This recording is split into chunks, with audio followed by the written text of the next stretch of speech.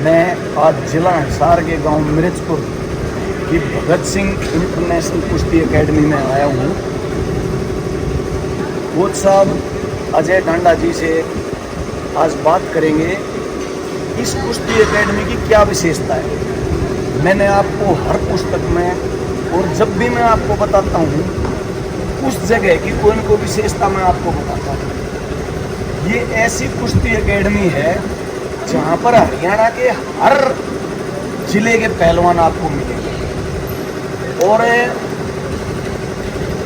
आज से नहीं, रोहतक सोनीपत झज्जर में जब भी कुश्ती का जिक्र होता है तो सबसे पहले पहलवान उदयचंद और मास्टर चंदगी राम का जिक्र वो लोग करते हैं। लेकिन उसके अलावा अगर हम देखें तो इस बेल्ट में सार लड़कियां तो चोटी में हैं, लड़कों की कुश्ती में वो नहीं था। पहले हम सोचते थे कि टैलेंट वहाँ नहीं है या क्या कारण है, लेकिन कोच साहब ने उन सारे सवालों का जवाब दे दिया सेंटर पे। तो मैं कोच साहब से जानना चाह रहा हूँ, आपके दिमाग में कोच साहब ये चीज़ कब आई कि भाई यहाँ सेंटर में चलाया जाए, और क्या आपका टारगेट क्या है, मतलब ये सेंटर? हाँ, सबसे पहले तो आपका यहाँ पर शहीद भगत सिंह इंटरनेशनल कुश्ती एकेडमी मिर्चपुर हिसार हरियाणा में पहुँचने पर बहुत बहुत धन्यवाद और आपका स्वागत है। जी धन्यवाद। जो मांडोठी गांव से चल कर के आप तेजवीर दलाल जी और आपके साथ में आपके सदस्य हैं, ये भी आए, तो बहुत बहुत धन्यवाद आपका यहाँ पर पहुँचे। और मांडोठी वालों का तो वैसे ही हमारे दिल में वो है जी जिसने कुश्ती को जिंदा रखा। और एक टाइम था कि पूरा गांव से कुश्ती के प्लेयर जो है ना ज़्यादा स्ट्रेंथ में खेलने के लिए गए थे। जी तो आपने जो क्वेश्चन कराया है जी, उसके लिए हमने थोड़ा थोड़ा चलता रहता था। जब पहलवानी खुद भी करा थे जी, कई चीज़ों की कमी खले थी जी कई सेंटरों पर रहे, फिर पुलिस में भर्ती हो गए, वहाँ स्पोर्ट्स में उसमें भी देखा जी खूबी भी थी, कुछ कमियाँ भी थी। तो जो कमियाँ थी वो नोट होती रही। अब जब भी हम कोई ऐसा काम करेंगे तो वहाँ इस तरह की चीज़ें हम और जो है ना कोशिश करेंगे कि और डेवलपमेंट में आए ये चीज़ें। और खिलाड़ी जो है ना कैसे एक उच्च स्तर पर जा सके, एक छोटे बच्चे से लेकर के उसकी पूरी जर्नी हम तैयार करें। मतलब नीचे से जिसको लंगोटी भी नहीं बांधने आती उसको लंगोटी बंधवा के और ओलंपिक के सफ़र तक हम कैसे लेकर जाए, ऐसा हमारे दिल और दिमाग में जहन में ऐसा चलता रहता था। मैं खुद जो है ना उस बड़े स्तर पे जो है ना खेल की दुनिया में नहीं जा पाया, लेकिन मलाल था, कुछ कारण थे, कमियां रही, खुद की कमी रही। और उसमें सोचा कि भाई बच्चों को जो है हम इस कुश्ती क्षेत्र में जो है ना उस बुलंदियों पर लेकर जाएं, तो क्या क्या उसके लिए सबसे पहले चाहिए। तो हमने कोशिश करी कि एक छोटे बच्चों से हम शुरुआत करेंगे।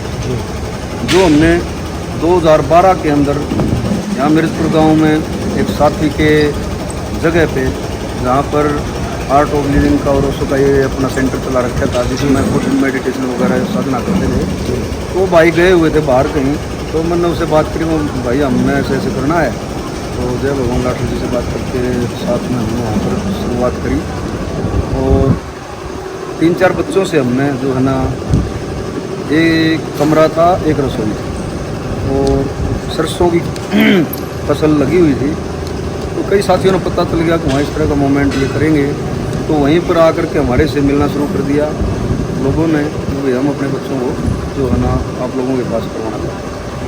तो 3-4 बच्चों से लेकर के कम से कम भी आज जो है ना 600-700 की स्ट्रेंथ में बच्चों की वो हुई, जिसमें बच्चे आए गए जाएंगे, इस तरह से चलता रहा। किसी को कोई नौकरी मिल गई या किसी ने कोई घरेलू काम से या कोई और वजह रही जो बच्चा अपने किसी और फील्ड में चला गया। लेकिन जो कुश्ती के लगभग जो है ना 200 की स्ट्रेंथ जो है ना यहाँ जो 4-5 साल से लगातार चलती आ रही।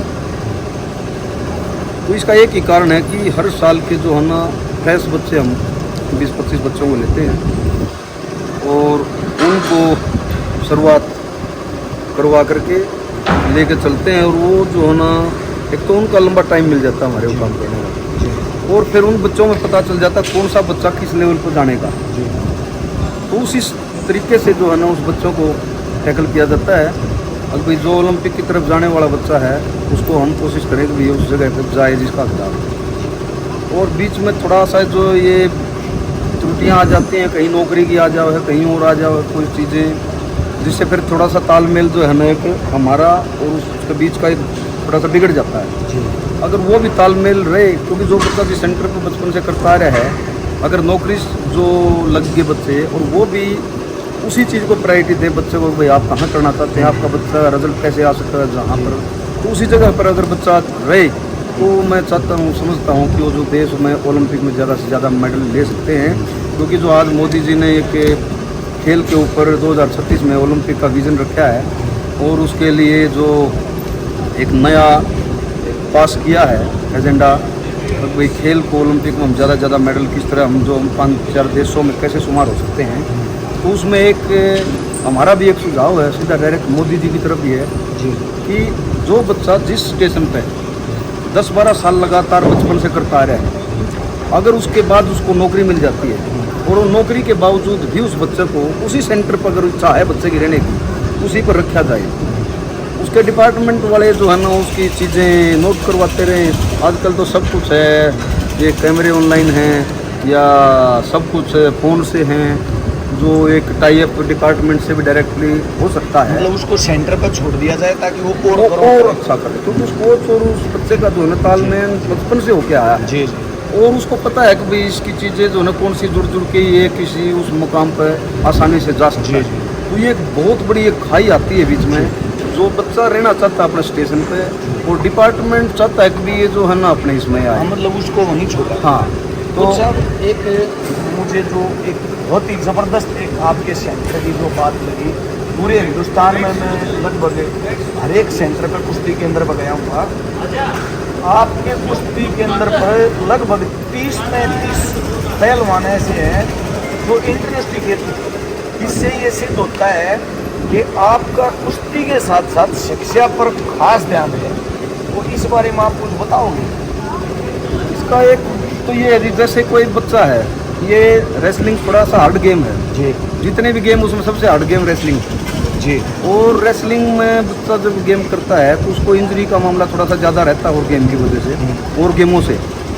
तो बच्चा रूटीन में करते करते जब हम चाहते हैं कि कोई भी बच्चा है ना किसी भी तरीके से वो खेल की दुनिया से दूर नहीं हट पावे, अगर वो साथ के साथ पढ़ाई करता रहेगा और उसके खेल में चोट लगती है, फिर चोट लगने के बाद में उसके पास कोई रास्ता दूसरा नहीं बचता जी। और पढ़ाई एक उसके पास ऐसा एजेंडा है जिससे वो बीपीएड है, सीपीएड है, एमपीएड है, एनआईएस है, इस तरह के डिप्लोमे करके भी जो है ना अपने रोजी रोटी को कमा सकता, 20-25 हज़ार का हो, 50 हज़ार का हो, मान लिया एक तैयार हो सकता है। क्योंकि अगर खिलाड़ी ने बीच में छोड़ दिया तो लगभग आपने देखा होगा पहले जो बीच में छोड़ गए वो कहीं न कहीं क्राइम की दुनिया में चले गए जी, कहीं न कहीं वो जो और किसी आउटफील्ड में चले गए, जिससे एक समाज को भी उनकी तरफ से हानि हुई, जो ये बड़ा दुर्भाग्यपूर्ण रहा कुछ दौर जी। अगर वो भी पढ़ लिख लेते, साथ के साथ में कोई डिप्लोमे अगर उनके पास होते तो वो उस तरह की चीज़ों में नहीं जा पाते और उनका भी समाज को एक फ़ायदा मिलता। मतलब आपका टारगेट एजेंडा जो है कि पहलवान का बच्चे का सर्वांगीण विकास हो, वो कुश्ती के साथ साथ शिक्षा में भी अच्छा रहे, ताकि उसके अगर भगवान ना करे कोई ऐसी बात हो तो और ऑप्शन खुले। वो सब एक और आपके सेंटर की जो विशेष बात मुझे जो लगी, हम देखते हैं कि जो दिल्ली से लगती बेल्ट है हरियाणा की, रोहतक, सोनीपत, झज्जर, वहाँ ज़्यादा अखाड़े हैं, वहाँ ज़्यादा पहलवान भी हैं। तो आपने ये जो यहाँ पे शुरू किया, यहाँ पे यहीं आसपास हिसार जींद के पहलवान हैं या और भी कहीं स्टेटों के मतलब जिलों के पहलवान? तो सबसे पहले तो एक मलाल होता था कि भाई जो है ना उस डिस्ट्रिक्ट कुश्ती के मामले में हाशिए पर रहती जी, जैसे ये सिरसा, फतेहाबाद, अपना इस साइड जींद और हिसार, इनमें कुश्ती फ्री स्टाइल कुश्ती में थोड़ा सा कम था। कुछ गिने चुने नाम थे, जैसे हमारे चंद्रगिराम जी थे, उदय चंद थे, करमवीर पहलवान महिंदागढ़ी से थे और 2-4 इस तरह के पहलवान हुए, राजेंद्र पहलवान थे। लेकिन जो एक आपकी साइड में झज्जर सोनीपत में जो है ना मान लिया एक हज़ारों की संख्या में पहलवान थे, उनके मुकाबले तो हमारे भी एक था कि हम अपने इलाके में कुछ इस तरह का एक मोमेंट कुश्ती का खड़ा करें जिससे क्षेत्र का भी डेवलपमेंट हो और इस इलाके के बच्चों को भी उसका फ़ायदा हो, क्योंकि इस इलाके के बच्चों को सीधा जो है ना दिल्ली के अखाड़ों में जाना पड़ता था, जो बहुत कॉस्टली हो जाता था। और वहाँ पर जो है ना माँ बाप भी इतना जल्दी संभाल नहीं पाए थे, तो कुछ बच्चे जो है ना उसमें ये डर होता था कि भाई मिलिया एक संभाल भी नहीं पाए और दूर जाने में कहीं बच्चा बिगड़न में या और कहीं चीज़ों में इसमें इन्वॉल्वमेंट में ना होता। जी। तो आप ये मानते हो कि यहाँ का जो ये जो एरिया है, यहाँ के पहलवानों में किसी से कम टैलेंट नहीं सिद्ध हो गया, आप क्या मानते हो? टैलेंट तो देखो आप देख के आए होगे, सबसे बड़ी बात तो ये है कि राखी गढ़ी और मेरे गांव मिर्जपुर में जो यहाँ ये शहीद भगत सिंह कुश्ती अकेडमी है, इसका और राखी गढ़ी का जो म्यूजियम जहाँ पर ये भारत संस्कृति की सभ्यता के वो अवशेष निकलने लग रहे हैं जी, जो पूरी दुनिया से लोग आके उसको शोध भी कर रहे हैं और उसको लैबों में वो लेके जाने लग रहे हैं, जिससे बहुत चीज़ें कि वो निकलने लग रही हैं गहराइयाँ। अब भाई कौन से चीज़ों में किस मनुष्य के उसमें मतलब ज़्यादा ताकत थी, कौन सी चीज़ों में क्या क्या कमियाँ खूबियाँ थी, वो तो एक प्रयोगशाला होगी इस चीज़ की।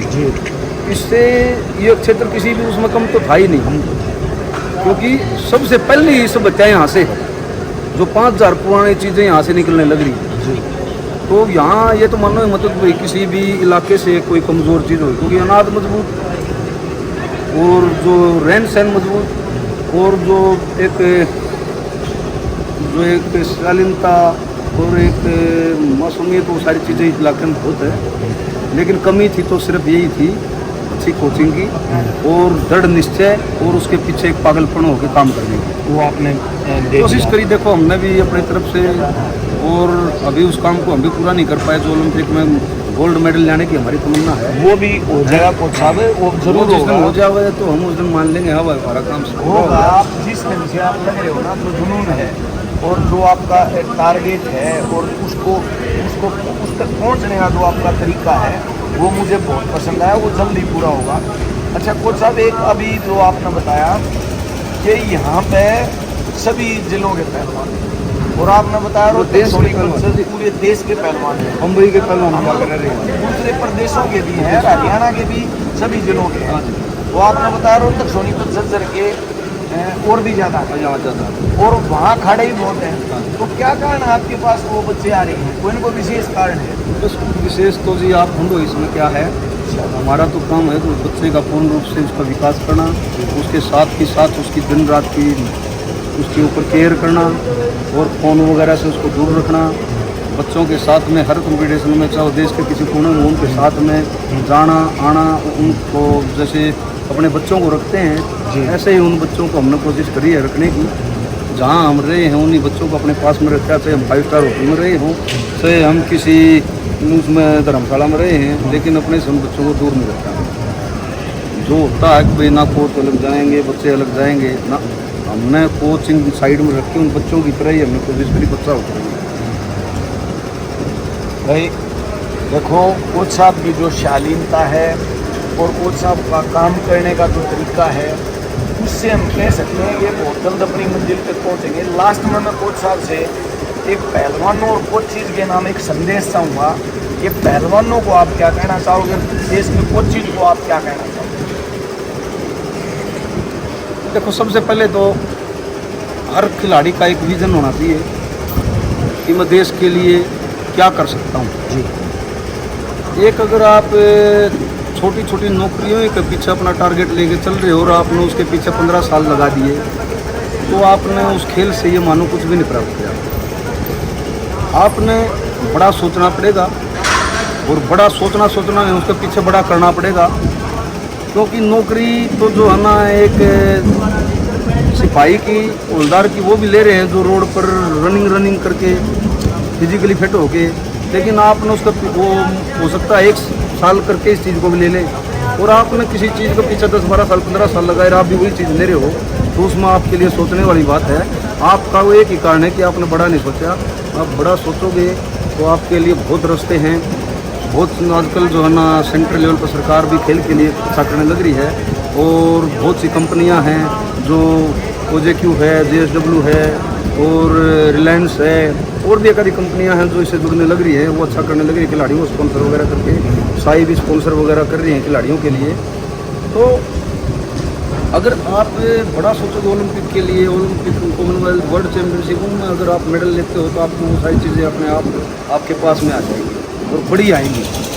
तो कोशिश करो, बड़ा सोचो, नशे से दूर रहो और खेल के लिए जो है ना अपना सबसे ऊपर एजेंडा खेल का ही रहना चाहिए। आपका ओलंपिक का विजन होना चाहिए और गलत चीज़ों से दूरी बना के रखो, क्राइम से आप दूर रहो और हर दिन हर पल आप जो है ना एक अच्छे आज्ञाकारी, अच्छा मानवता के लिए, आप देश के लिए आप जो अच्छा कर सको ज़्यादा से ज़्यादा, जिस फील्ड में भी लगे हुए हैं, यही आपकी साधना है और यही आपका एक वो जज्बा और वो होना चाहिए, क्या नाम आपका, टारगेट होना चाहिए। धन्यवाद कोच साहब। समय समय पर हम कोच साहब से कुश्ती पे बात करते रहेंगे आगे भी। आपका बहुत बहुत धन्यवाद। आपने अपने बड़े अच्छे और मूल्य विचार रखे। अब मुझे आशा है कि पहलवान और कोच जिनसे लाभ आने। ठीक है जी, थैंक यू आपको।